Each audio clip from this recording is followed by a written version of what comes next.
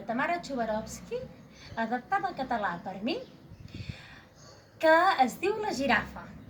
I en aquesta hem d'estar assentats així a la gatzoneta o també podem estar de genolls junts, així, i ens posem davant per davant amb algun altre nen o nena o amb la mare, amb el pare, amb algun adult.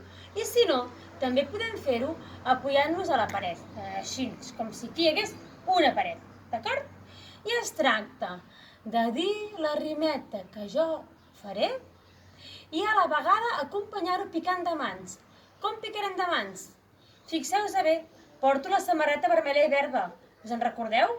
Cantó vermell és el cantó dret i el cantó verd és l'esquerra. I així doncs, aquesta vegada picarem de mans i xocarem les mans amb el de davant endavant.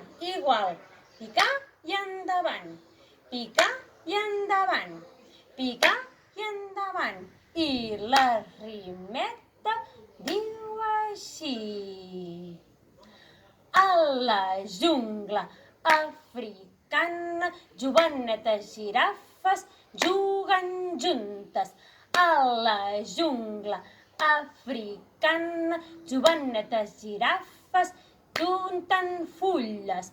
A la jungla africana, jovenetes girafes juguen juntes.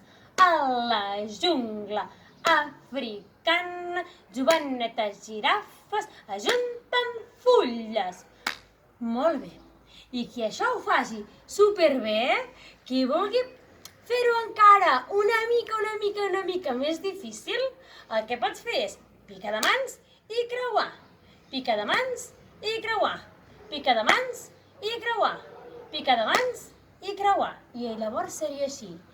A la jungla africana, jovenetes girafes juguen juntes. A la jungla africana, jovenetes girafes ajunten fulles.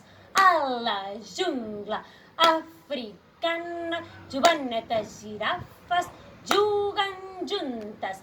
A la jungla africana, jovenetes girafes junten fulles. Molt bé. I atenció, si voleu, podeu fer-ho començant a poc i cada vegada més ràpid. O al revés, molt ràpid i cada vegada més a poc. Això ja està a les vostres mans. Apa, que us ho passeu molt bé fent la història de les girafes.